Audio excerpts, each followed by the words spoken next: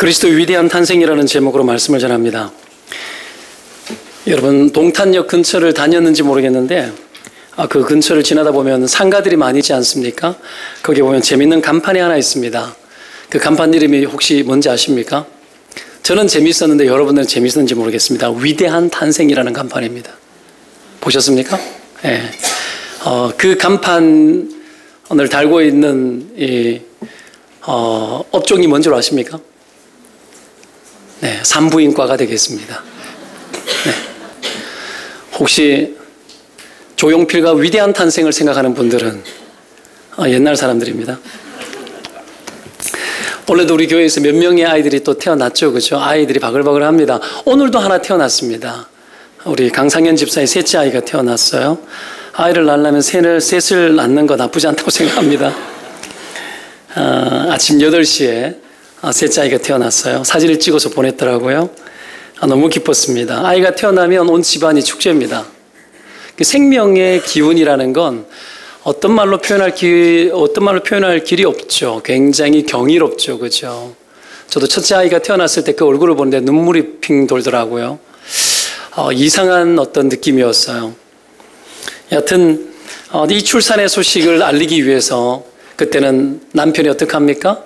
막 전화를 하는 거죠. 그러면 멀리 시골에 계시던 어머니, 아버지도 바리바리 어떻게 합니까? 그 손에 예물을 들고서 어떻게 합니까? 3가지 예물을 들고 이렇게 방문을 하는 거예요. 그래서 아기에게 줄 선물을 준비를 하고 남편은 꽃집에 전화를 해서 예쁜 꽃을 준비해서 축하한다고 메시지를 남겨놓고 이렇게 너무 기쁜 소식을 만방에 알리는 거예요. 카카오 스토리 대문창이 달라지고 페이스북에 아이를 낳았어요 하면서 막 자기 아이 얼굴을 찍어서 잘생기지도 못했는데 막 쭈그러진 얼굴을 막 찍어가지고 막 올려요. 너무 큰 기쁨이겠죠, 그렇죠? 여러분 생명이 태어나는 것은 굉장히 큰 기쁨입니다. 근데 반면에 이렇게 기쁠 때도 있지만 기뻐하지 못할 때도 있습니다. 어떨 때입니까? 예를 들면 미혼모가 아이를 낳거나 이랬을 때는 이게 환영이 되지를 않습니다. 얼마 전에도 낳은 아이를 유기를 해서 아이가 죽은 이야기를 또 매스컴을 통해서 접했습니다. 안타깝죠. 참 안타까워요. 내 자녀가 이런 일들을 경험을 했다면 부모는 심한 이 충격 속에 빠질 거예요. 그래서 그 탄생에 축복이 되지 못하고 비참한 고통과 그리고 때로는 원망과 이런 것들로 얼룩질 수가 있습니다. 오늘 성경에서 보는 예수 그리스도의 이 탄생, 위대한 탄생임에도 불구하고 예수님의 탄생도 별로 추천받고 환영받기 힘든 모습으로 이 땅 가운데 오셨죠. 왜냐하면 도대체 아버지가 누군지 모르는 그런 탄생을 지금 하게 된 거예요. 마리아와 요셉이 결혼을 약속한 사이긴 하지만 요셉의 아이는 아니에요.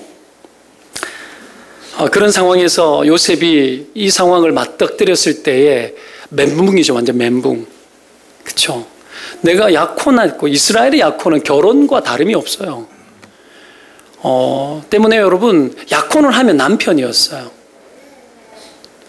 그런 상황에서 이제 결혼식만 하면 되는데 그러면 이제 한 부부가 되어지는데 아이를 가진 거예요. 출처불명의 아이를 가졌으니 요셉이 얼마나 충격이었겠습니까? 모르는 사람들이야 요셉의 아이겠거니라고 생각할 수 있지만 여러분 이게 아는 사람들은 심각한 문제가 되는 겁니다. 이건 요셉의 개인적인 어떤 충격이기도 하지만요. 무엇보다도 충격이 되는 것은 이렇게 누군 줄도 모르는 누구의 자녀인 줄도 모르는 출처불명의 이 아기 예수 그리스도가 온 세상의 구원자라는 사실에 대해서 전해야만 하는 입장에 놓여 있는 거예요, 지금. 이건 예수를 구원자로 믿고자 할 때에 상당한 걸림돌이 될 수 있는 이야기입니다. 그런데 보십시오. 이 마태가 이 마태복음을 기록을 하면서 예수님의 이 탄생 스토리 안에 하나도 감추지 않고 있는 그대로 여러분 기록을 하고 있습니다. 낱낱이. 누가 이런 탄생을 주목해서 보겠습니까? 그렇죠? 그런데 마태는 천연덕스럽게 이 모든 것을 피해가지 않습니다. 왜 그렇게 기록했을까요? 그것은 예수 그리스도가 누구인지 제대로 보여주기 위해서 여러분 있는 그대로 다 기록을 합니다. 여러분 복음은 그리 고상한 것만은 아닙니다. 인간들이 받아들이기에는 온갖 당황스러운 것들로 복음은 가득합니다. 이건 인간이 보고 싶어하거나 상상하고 싶어하는 그런 예수 그리스도의 모습이 아니라는 것을 우리에게 보여줍니다. 비단 예수님의 탄생뿐만이 아니라 예수님이 이 땅에 공생의 삶을 시작할 때 그의 어떤 행보와 그 모든 삶의 태도들을 보면 충격에 빠뜨릴 수밖에 없었습니다. 유대인의 관점에 봤을 때 그분은 죄인들과 함께 식사를 하고 그리고 율법을 지키는 것 같으면서도 율법을 정면으로 맞서 싸우는 그런 모습들을 보이기 시작을 하고 그렇게 했을 때 그 파격적인 행보가 결코 여러분 환영받을 수 있는 행보만은 아니었습니다. 그리고 결국은 저주의 상징인 십자가에서 자기 몸을 버려 죽이기까지 자기 자신을 희생하고 그리고 처참하게 죽는 것으로 자기 인생을 종결짓지 않습니까? 이건 여러분 우리가 보고 싶거나 우리가 상상하고 있는 기대치의 예수가 아니에요. 마지막에 여러분 수많은 무리들이 예수님을 쫓다가 마지막 예수님을 십자가에 못 박으라고 외쳤던 그 사람들이 같은 사람이거든요. 보고 싶고 원하고 내가 기대하는 하나님, 내가 생각하고 내가 상상하는 그 하나님이 내게 보여지지 아니할 때 인간은 언제든지 틀죠. 하나님에게 등 돌리죠. 그리고 대적하죠. 이게 인간이었죠. 이게 우리가 원하는 게 아니죠. 때문에 우리 틀 안에서 예수 그리스도는 받아들여지는 대상이 결코 아닙니다. 우리의 틀 안에서 예수 그리스도의 탄생이 우리에게 여러분 보여주는 것이 이겁니다. 예수 그리스도는 인간의 기대 범위 안에서 받아들이려는 생각을 애초부터 아예 하지 말라는 얘기예요. 주님은 그런 분 아니라는 거죠. 이걸 우리가 알아야 합니다. 마태가 여러분 이 마태복음은 유대인들을 위한 복음이에요. 정통 유대인들을 위한 복음. 그들에게 여러분 유대인들이 좋아하는 오늘 마태복음 1장은 아브라함과 예수 그리스도의 세계를 이야기를 하잖아요. 그들은 아브라함 하면 껌뻑 죽습니다. 모세 그러면 껌뻑 죽어요. 다윗 그러면 껌뻑 죽어요. 그런 그들에게 족보를 기록을 합니다. 다윗의 후손의 이야기를 기록을 하고 있는 거죠. 다윗 왕가의 이야기. 다윗의 후손에게서 자기들의 구원자가 올 거라고 그들은 믿었습니다.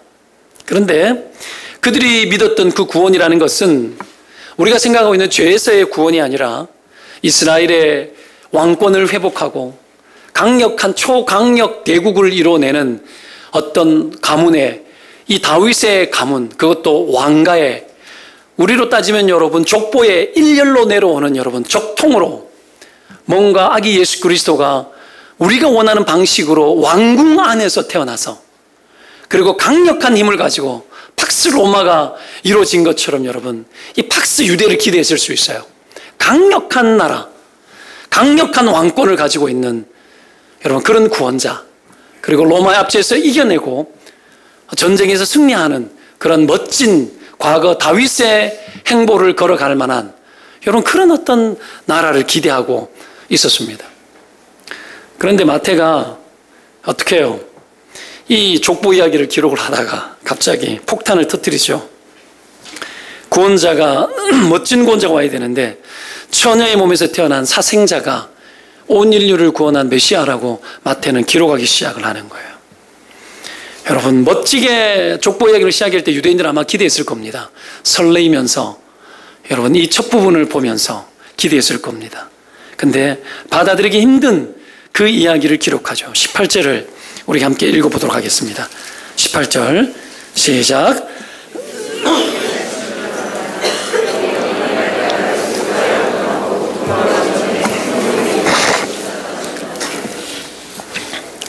유대인들이 다윗의 족보를 통해서 바라보는 것이 여러분 여기에서 다 무너져 내립니다. 족보 없는 아이가 태어나는 거예요. 결혼식도 하기 이전에 누군가의 자식인지도 모르는 아이, 그 아이를 그리스도라고 이야기를 하는 거죠. 이게 유대인들이 볼 때는 이단 같은 이야기입니다. 그리고 이건 자기들의 자존심이 용납해서는 안 되는 이야기였어요. 유대인의 자존심 안에. 나라마다 여러분 얼마나 신화가 많습니까? 멋진 신화가 많지 않습니까? 우리 조상의 여러분, 우리 민족의 조상이 누구시죠? 여러분 아십니까? 21일 동안 굴 속에서 마늘과 쑥을 먹으며 친히 곰의 몸에서 인간의 몸으로 환생하사 환웅과 더불어 여러분 결혼하여 태어나신 당군. 민족마다 여러분 뭔가 멋지게 만들기 위한 신화적인 것들이 있는 거죠. 제가 박씨 가문 아닙니까? 저희 할아버지를 여러분도 아실 겁니다. 그분은 일찍이 큰 알에서 태어나시고 참 드라마틱하고 신적인 기운을 불어넣는 거죠. 그죠? 참 멋지지 않습니까? 그런데 온 세상의 구원자로 오신 예수 그리스도가 여러분 성령으로 잉태됐다 그러지만 누가 압니까? 그죠? 그 사생자로 태어나는 거예요. 믿기 힘든 이야기 아닙니까? 하나님이 왜 구세주를 이렇게 준비하셨는가? 이건 애초부터 하나님에 대해서 인간식으로 접근 금지하라는 얘기예요. 애초부터 예수 그리스도에 대해서 인간의 기대하는 멋진 모습으로 다 안다는 듯이 접근하지 말라라는 거예요. 구원을 논하지 마라. 인간들은 구원을 논하지 말라는 얘기예요. 그 구원이라는 건 인간이 논할 수 있는 영역의 것이 아니라는 것에 대해서 애초부터 차단하고 접근합니다. 구원은 우리에게서 먼 겁니다. 구원은 여러분 우리에게서 해당 사항이 없는 겁니다. 여러분 그 어떤 누구가 그 어떤 인간이 그 어떤 능력자가 우리를 죄에서 구원한단 말입니까? 여러분 지금도 우리의 가장 큰 고통은 무엇입니까? 지금도 여러분 저의 가장 큰 고통은 여전히 내 안에 머물고 있는 죄입니다. 그 어떤 것으로도 여러분 나의 이 고통을 해결해 줄 수 있는 것은 없습니다. 성탄의 계절에 수많은 사람들이 여러분 이 연말을 화려하게 그리고 멋지고 행복하게 보내기 위해서 기껏 고안해내는 것이 무엇입니까? 아기 예수 그리스도 여관방에 잘 곳이 없어 여러분 마구간으로 나앉고 그 모든 자리에 차지하고 있는 것이 누굽니까? 화려하게 인생을 보낸다고 기껏 고안하고 생각해내는 것이 여러분 이 젊은 세대가 남녀가 여러분 호텔방을 채우고 여관방을 채우고 여러분 젊은 세대들은 홍대에서 여러분도 한때 좋아하셨던 클럽, 그 클럽에서 여러분 속이 시원한 여러분 맥주를 한 잔 들이키고 열심히 춤을 추고 밤을 보내고 낯설은 남자와 하룻밤 원나이트를 할 수 있는 그것을 인생의 행운처럼 여기며 살아가는 여러분 이 부패하고 타락한 것이 인생들이 고안해내는 멋진 대책이라면 대책입니다. 기가 막히지 않습니까? 그래서 12월 24일 저녁은 우리나라에 유일하게 모든 방이란 방은 다 동나는 날입니다. 참 우리의 아이들이 자라서 저렇게 될까 걱정입니다. 여러분 애써 말려야 됩니다. 정말 바로 잡아야 됩니다. 기가 막힌 나라입니다. 우리나라는. 여러분 기껏 인간의 고통과 한숨과 탄식들 그 모든 것들을 해결해내는 인간의 수단과 방법이라는 것은 기껏 해봐야 여러분 분위기 좋은 곳에서 밥을 먹고 여러분 차를 마시고 기껏 여러분 알코올로 달래고 노래를 부르고 춤을 추는 것으로 인간이 만들어내는 비책이 기껏 그거예요. 기껏. 그러니 인간 안에 그 공허함과 죄로 말미암아서 우리 안에 들어와 있는 수많은 그 어두움들을 그런 것들로 어떻게 달랜단 말입니까? 여러분 불가능합니다. 구원은 인간으로서 다가설 수 없게 하셨습니다. 인간은 스스로 구원을 애써 노력한다는 그 결과를 로마서는 여러분 짐승과 버러지의 우상으로 하나님의 형상을 바꾸었다고 말합니다. 절대로 하나님을 찾지 않습니다. 우리의 본성이 거부하고 우리의 본성은 마음에 하나님 두기를 싫어하고 애초부터 지금까지 싫어합니다. 그게 여전히 내 안에 구원 이후에도 여전히 내 안에 머물러서 하나님을 차버리듯이 살고 싶은 충동과 본성들이 여전히 내게 있단 말입니다. 이것이 얼마나 큰 고통이고 나를 얼마나 힘들게 만드는 일입니까? 그렇죠? 옆에 사람 인사합시다. 힘드시죠? 주님 붙드세요. 이렇게 축복해 주세요.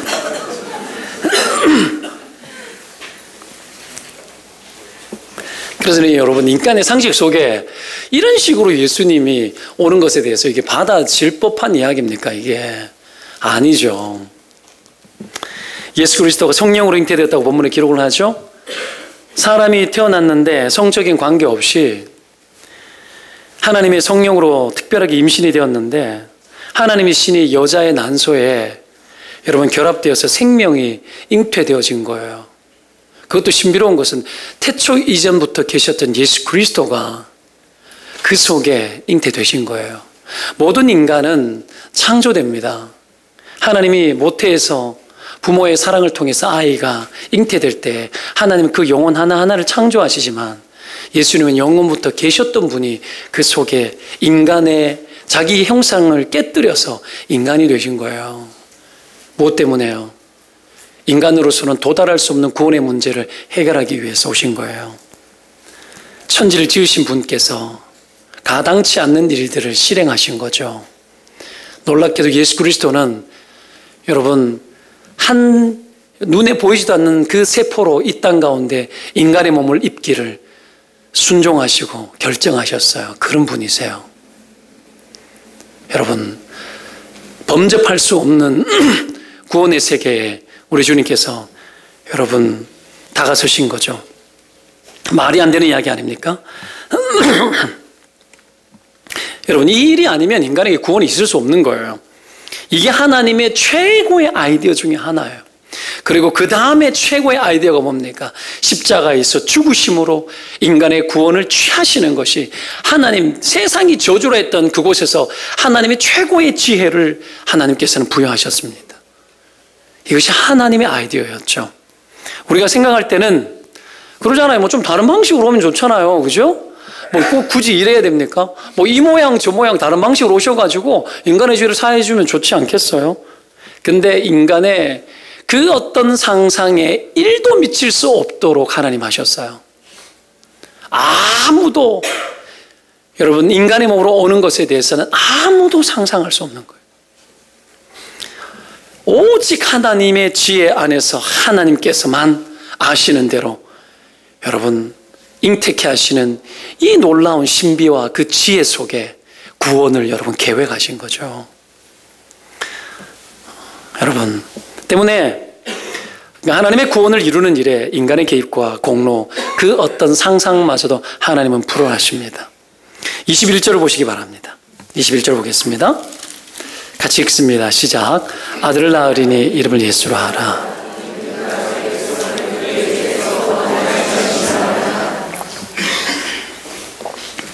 자, 21절. 예수 그리스도가 자기 백성을 죄에서 구원하시는 분으로 오셨다고 기록을 합니다. 여러분 예수 그리스도의 탄생이 왜 위대한 탄생인지 이유가 여기에 밝혀지고 있어요.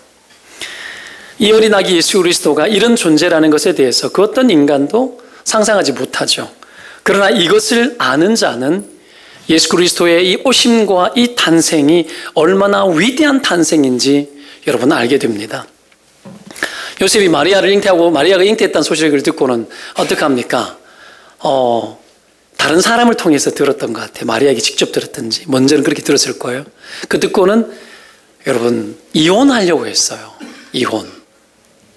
19절에 가만히 끊고자 했다는 말이 그 말입니다. 요셉은 이 일에 대해서 고민이 많았고 그래서 20절에도 이렇게 이야기합니다. 생각이 많았다고 나오죠. 그죠? 20절에 이 일을 생각할 때에 요셉은 이런 딜레마에 빠졌습니다. 고민이 들고 생각이 많아졌습니다. 너무 힘든 이야기였습니다. 그래서 내린 결론이 가만히 조용히 끊고자 했다고 이야기합니다. 이건 이미 아내 된 자기 아내 그 마리아를 지키고 보호해주기 위해서 그렇게 한 거예요. 이런 마리아의 남편 같은, 요셉 같은 남편들이 되시기를 축원을 드립니다. 참 멋지죠. 참 멋져요. 참 지혜로워요. 여러분, 고민이 많고 생각이 많아요. 요셉을 의롭다고 오늘 이야기를 합니다. 의로운 요셉. 의로운 사람이라고 기록합니다. 의로운 사람은 인간을 위해서 생각을 많이 하고 인간을 위해서 고민을 많이 하는 사람입니다. 의로운 사람은 언제나 사람을 지키고 보호하기 위해서 생각하고 고민합니다. 이게 의로운 거예요. 자, 요셉이 그렇게 하려고 했을 때에 주의 사자가 현몽을 해서 이제 오늘 말씀대로 기록하는 거예요. 성령으로 잉태되었으니 마리아 데려오기를 두려워하지 마라. 이건 두려운 일이었는데 두려워하지 말라. 무서워하지 말라. 그렇게 말합니다. 그러면서 제안하는 게 뭐예요? 이름을 예수로 하라. 흔한 이름이었습니다. 그 당시에. 참 흔한 이름이었어요. 예수 구원자라는 이름이. 그래서 나사렛 출신 예수여서 나사렛 예수라고 이야기했던 거예요. 자, 흔한 이름이었죠. 그만큼 이스라엘은 구원자를 많이 기다렸습니다. 여호수아, 호세아, 여호와, 뭐 이름 비슷비슷하지 않습니까? 예수, 여호와, 호세아, 그리고 여호수아 다 비슷한 이름들 아닙니까? 그죠? 이게 다 구원자라는 개념들이 다 들어있는 거거든요. 그 예수님의 이름이 붙여진 겁니다. 근데 그들이 생각했던 그 구원자의 이름 예수와 사뭇 달랐죠. 오늘 주의 사자가 뭐라고 이야기를 합니까? 자기 백성을 죄로부터 구원할 자라고 이야기를 합니다. 그렇게 제안을 하고 있는 거예요. 우리가 생각하고 이스라엘이 생각하고 있는 메시아는 이런 메시아가 아니었죠. 자기들의 형편으로부터 구원해 줄 메시아, 나의 처지로부터 구원해 줄 메시아, 이런 메시아를 기다렸어요. 로마에서 벗어나게 해줄 메시아, 나의 가난에서 벗어나게 해줄 메시아, 나의 이 건강에서 벗어나게 해줄 메시아, 나의 이 가난과 고통과 이 세상의 압박 속에 입은 상처로부터 나를 구원해 줄 그런 메시아, 현세적인 메시아, 눈에 보이는 메시아, 당장에 뭔가 해결되어질 것 같은 그런 메시아. 예수님 쫓았던 수많은 사람들이 왜 쫓았어요? 오병이어 기적 터뜨리니까 왕 삼자 그랬잖아요. 대박 난 거죠, 뭐. 대박. 여러분, 우리가 기대하는 메시아는 내가 원하는 대로 뭐든지 다 해줄 수 있는 그런 메시아였으면 좋겠어요.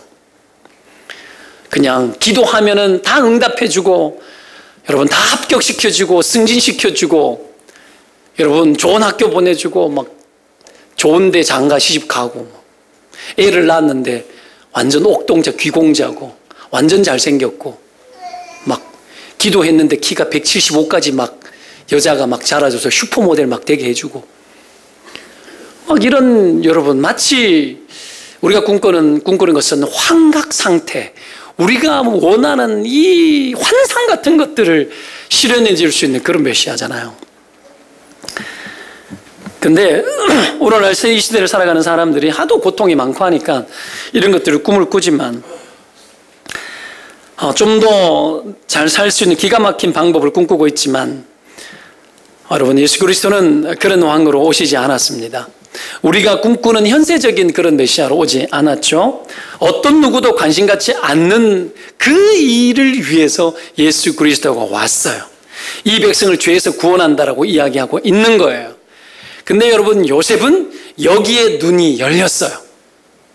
다른 것에 눈이 열리지 않기를 원합니다.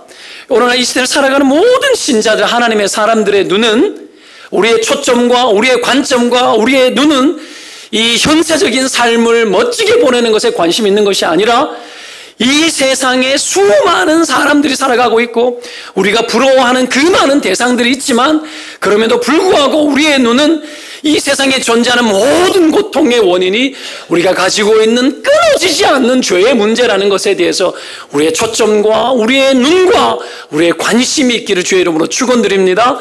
많은 사람이 화려하게 살아가도 그들 뒤에 영혼의 비천함이 있고, 너무나 멋지게 살아가도 그들이 죄 때문에 씨름하고 있음에도 불구하고 해결되어지지 않는 삶으로 고통져 있다는 것에 대해서 우리는 봐야 합니다. 요셉이 거기 본 거예요. 요셉은 그걸 봤습니다. 그래서 우리의 눈이 여러분 그냥 담고 싶다라고 여겨지는 그런 것들을 우리의 눈이 뺏기면 안 돼요. 절대로 안 돼요. 부러워하지 말아야 돼요. 새 것은 바로 헛 것이 된다는 걸 알아야 됩니다. 우리가 취하고 있는 멋져 보이는 것들은 금세 여러분 식어지고 사라지고 드레핀 백합화 여러분 화려해 보이는 모든 것들도 여러분 다 사라지는 영광이라는 거예요. 여기에서 여러분 우리가 초점을 빼앗기면 절대로 되지 않습니다. 때문에 우리의 눈을 열어서 요셉의 눈으로 전환해야 합니다. 그럼 요셉이 왜 왜 여기에 초점이 있었고 요셉은 왜 여기에 그의 모든 관심이 집중되기 시작했을까요? 여러분 왜 여기에 눈이 열렸을까요? 그가 오늘 본문의 기록에 그 근거가 나오는데 그가 의로운 사람이었기 때문에 그래요. 적어도 요셉은 죄와 싸우는 사람이었어요. 그리고 온 세상이 왜 이토록 힘든지 그 근본 원인이 여러분 모든 사람이 죄를 범하였으니 하나님의 영광에 이르지 못했다라는 그 증상이라는 걸 요셉은 너무나 잘 알았습니다. 그래서 여기에 눈이 열린 거예요. 자기와 정혼한 그 여인이 성령으로 잉태했는데 그럼에도 불구하고 거기에 접근하기 시작합니다. 왜요? 온 세상을 죄에서 구원할 자가 이 세상의 모든 고통의 원인이 죄 때문이라는 걸 알고 있었던 요셉에게는 그 메시아가 진짜 메시아로 믿어졌기 때문이에요. 여러분도 그렇게 믿으시기를 주의 이름으로 축원드립니다. 요셉은 이런 관점을 가지고 다가섰죠. 요셉의 이 관점이 우리에게 보여주는 것이 뭐겠습니까? 인간의 진짜 문제는 우리의 처지가 아니라 인간의 진짜 시급하고 가장 심각한 문제는 여전히 죄의 문제라는 거예요. 로마의 압제가 아니고 죄의 압제가 가장 시급한 문제라는 겁니다. 여러분 여기에 눈을 뜨시기를 축원드립니다. 이걸 아기 예수 그리스도를 통해서 본 거예요. 그래서 그 아기 예수 그리스도의 탄생이 요셉에게는 위대한 탄생이었습니다. 자기를 멘붕에 빠뜨리는 탄생이 아니라 위대한 탄생으로 보기 시작했던 겁니다. 여러분 예수님의 바람이 뭐겠습니까? 그것은 우리가 원하고 바라는 것 그 이상의 것을 주는 거죠. 이스라엘이 바라봤던 그 당시에 당면했던 문제의 해결이 아니라 그것보다도 더 큰 것을 해결하는 것이었죠. 그렇죠? 돈과 힘을 주는 것이 아니라 온 세상이 그리스도 앞으로 돌아오게 하는 것에 그 죄로부터 회복되어지는 것에 있었습니다. 이 연말에 여러분 어떻습니까? 옛날에는 성탄절이 되면은 음악이 나왔잖아요. 그렇죠? 근데 요즘은 뭡니까? 그 저작권법 때문에 음악도 안 나오잖아요. 옛날에 참 좋았던 것 같아요. 청년 시절 대구에서 살 때 대구 제 이름과 동일한 동성로를 거느리면서 어떻게 하면 그 음악을 들을 때 있는 막 달리고 싶었어요. 그때는 얼마나 좋았어요. 갈까 말까. 거리마다 오고 가는 많은 사람들 웃으며 기다리는 크리스마스. 와, 막 그때는 여러분 길거리 돌아가는 개들도 성탄절을 다 알았던 것 같았어요. 근데 지금은 음악 소리도 잠잠하죠. 예수 그리스도의 탄생이 여러분 이 세상에 줬던 선물들이 진짜 많았습니다. 요즘처럼 여러분 남녀가 뜨거운 밤을 보내는 것이 아니라 참 낭만이 있었던 것 같아요. 성탄절 저도 그래요. 와, 고등학교 때 3학년 때 지금 우리 아내인 저 여자에게 어떤 선물을 줄까 막 고민도 해보고, 청년 시절에는 어떡합니까? 그 동성로를 거느리면서 손잡고 캐롤을 들으면서 어떻게 해요? 한 달 전부터 나오잖아요. 막 데이트를 하고, 여러분 명동 칼국수 집에서 여러분 비빔밥을 먹고 했던 기억이 나요.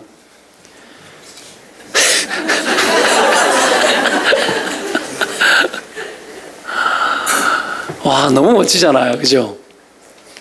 참, 그때는 이 성탄절에 대해서 사람들이 지금과는 사뭇 다른 느낌이었을 겁니다. 그쵸? 지난주에인가 나온 데이터를 보니까, 아이들을 대상으로 했는지 기억이 나지 않는데, 성탄절이 어떤 날인지 대해서 조사를 했는데 30%인가 40%가 성탄절이 예수 그리스도가 태어난 날인 줄 모른대요. 우리는 당연히 알 것 같죠? 몰라요. 아무도 말해주지 않아요. 매스컴도 말해주지 않아요. 그쵸? 우리도 말해주지 않아요. 우리끼리만 아는 거예요. 큰일이에요. 내일 그래서 우리는 캐롤 라이트를 하기 위해서 저녁 7시에 이 자리에 아무도 빠지지 않고 다 모일 겁니다. 그리고 산타 모자를 쓰고 우리는 손에 LED 촛불을 들고 그리고 어떻게 합니까? 선물을 잔뜩 들고 하모니마트 앞에서 그리고 이 뚜르쭈르 사거리 앞에서 여러분 캐롤 라이트 아이들과 더불어 손을 잡고 캐롤을 부릅니다. 그럼 작년에도 했을 때 수많은 사람들이 지나가다가 차문을 막 내리고 크리스찬인 것 같아. 차문을 막 내리고 막 손을 막 흔들어줘요. 엄청 추웠는데 엄청 좋았어요. 여러분 아무도 새벽송을 하지 않지 않습니까? 신고 들어갑니다. 우리는 번개그치 가서 번개그치 하고 들어올 거예요. 아무도 잡아가지 못하도록. 그래서 7시에 모여가지고 연습을 하고 여러분 우리는 핫팩과 그 안에 캐러멜과 과자를 넣은 선물 보따리를 여러분 이만한 것들을 다 400개를 싸서 나가서 오고 가는 사람들에게 나눠줄 거예요. 그렇죠? 다 오실 거죠? 네, 부탁합니다. 오늘 또 끝나고 난 후에 포장도 같이 해야 돼요. 도와주실 분들 도와주시고. 하여튼 여러분 예수 그리스도의 그 탄생이 줬던 그 소중함과 그 따뜻함과 그 추억들이 점점 소멸하고 이제는 없어지는 시대에 됐습니다. 새벽송이 없어졌습니다. 그 문화에 우리는 접근하고 들어갑니다. 들어가서 교회가 여전히 예수 그리스도의 탄생을 알리기 위해서 힘쓰고 있다는 것을 우리 주님도 보실 겁니다. 그 밤을 우리는 내일 보낼 거예요. 자, 그것을 통해서 우리가 원하는 것은 무엇입니까? 온 세상 가운데 오신 예수 그리스도는 여러분 교회가 이 땅에 만들어진 이유가 된 분이셨고 온 세상의 모든 죄악들을 해결하기 위해서 오신 분이라는 것에 대하여 우리는 온 세상에 그냥 여러분 선포하는 그런 성탄절로 위대한 그리스도의 탄생을 알릴 겁니다. 때문에 여러분 그리스도의 이 오심이 죄로부터의 구원이라는 것을 아는 자마다 그리스도의 탄생이 위대한 탄생으로 다시 우리에게 받아들여질 겁니다. 또 한 가지 그리스도의 탄생이 위대한 탄생인 이유가 있습니다. 그것은 우리를 죄에서 구원할 뿐만이 아니라 우리가 다시는 하나님을 떠나 죄의 저주 아래 놓이지 않도록 하기 위해서 영원토록 우리와 함께하기 위해서 아기 예수 그리스도는 우리 가운데 오셨다라는 사실입니다. 이사야서는 이렇게 기록합니다. 그 어깨는 정사를 메었고 온 세상의 통치권을 메었다고 이야기합니다. 기묘자라 모사라 전능하신 하나님이라 영존하신 아버지라 기묘자라 모사라 원더풀 카운셀러 이 땅에 상담가가 없어서 여러분 그 어떤 누구도 우리의 마음을 향하지 못하지만 그 예수 그리스도 우리의 죄 때문에 발생한 수많은 상처와 고통과 깨어짐 속에 허덕이는 그들 가운데 탁월한 상담가가 되셔서 오시고 영존하신 아버지로 우리와 함께 한다는 거예요. 영원토록 우리를 떠나지 아니하시는 영존하신 아버지로 예수 그리스도가 오신 거예요. 그 어깨에 정사를 메어 온 세상을 통치하는 권세를 가지고 오신 겁니다. 그 예수 그리스도가 우리 곁을 떠나지 않는데요. 떠나지 않는데요. 그런 분으로 오셨대요. 23절 보겠습니다. 같이 읽겠습니다. 시작. 보라 처녀가 잉태하여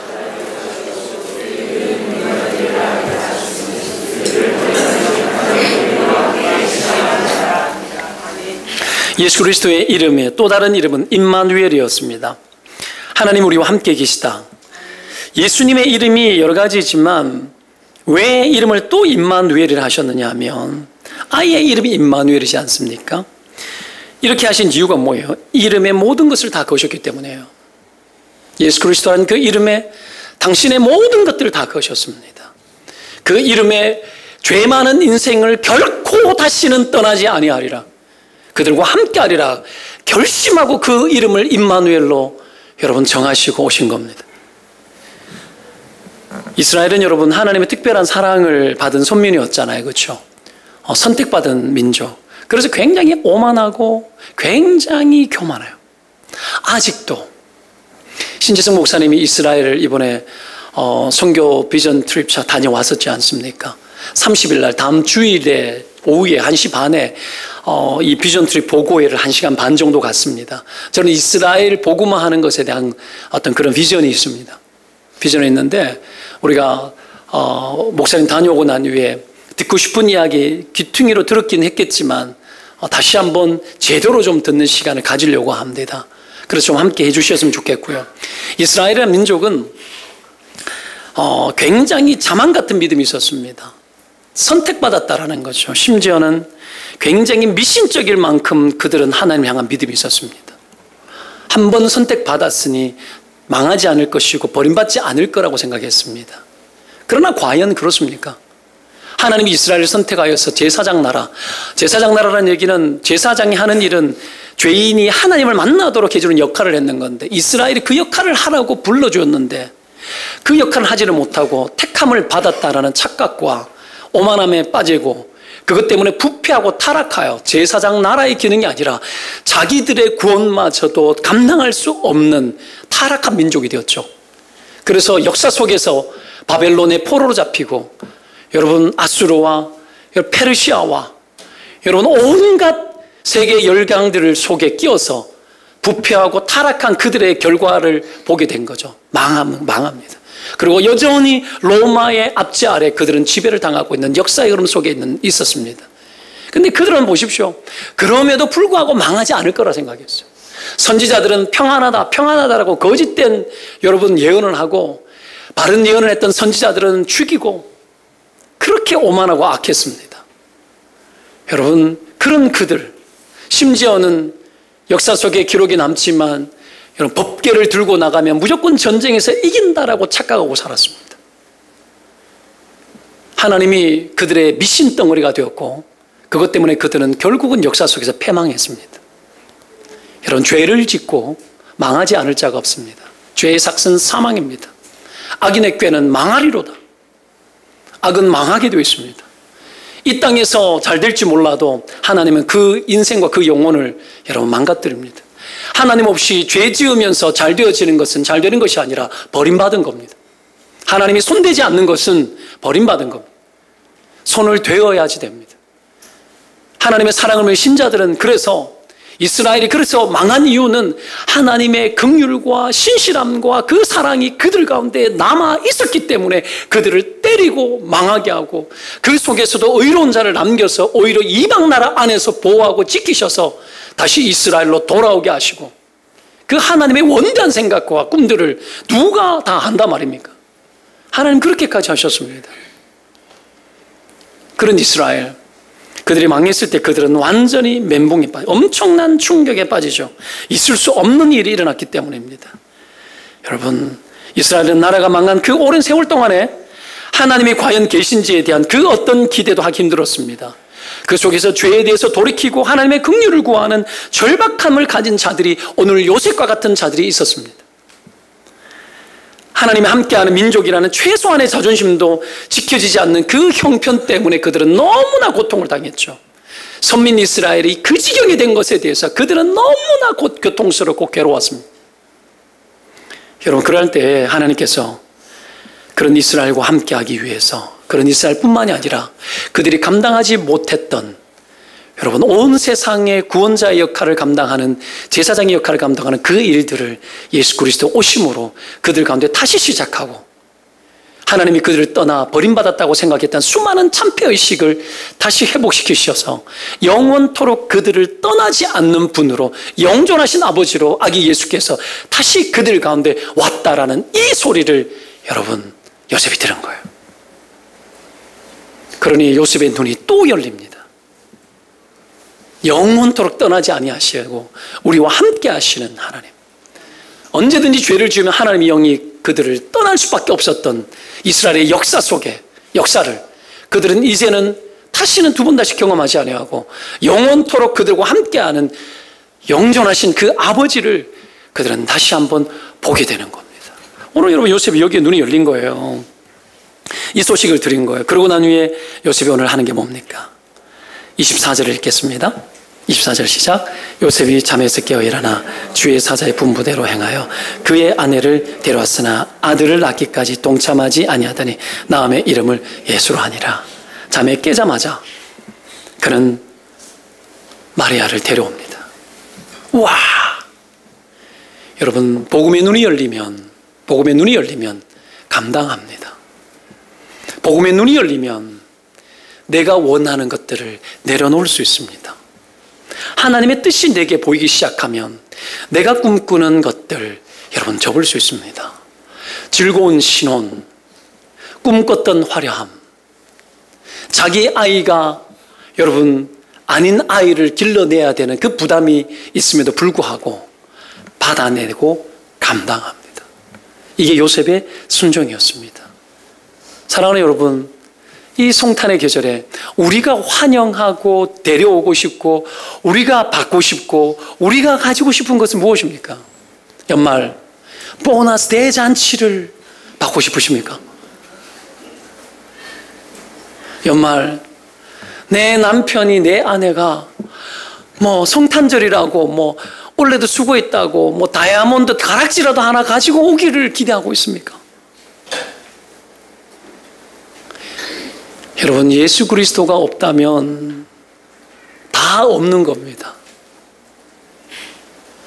내 안에 여러분 영원토록 나와 함께 하시는 그 예수 그리스도가 없다면 아무것도 없는 거예요. 아무것도 없는 거예요.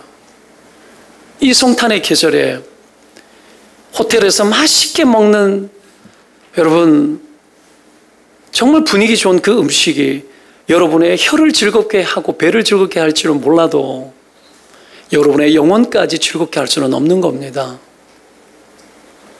나를 위해 오신 예수 그리스도, 그분을 다시 내게로 데려와야 합니다.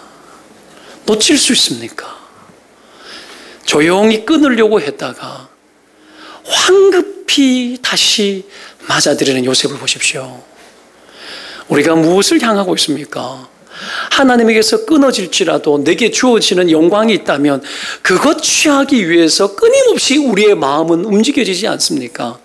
그 마음을 멈추고 오직 아기 예수 그리스도, 나를 위해 죽게 오신 예수 그리스도를 다시 영접한다면 여러분 연말 보너스 대잔치보다도 더 놀라운 영혼의 잔치가 여러분의 영혼과 여러분의 가정에, 그리고 2018년 올 한 해를 마무리하는 여러분의 삶의 마무리 가운데 있게 될 줄로 믿습니다. 기도합시다.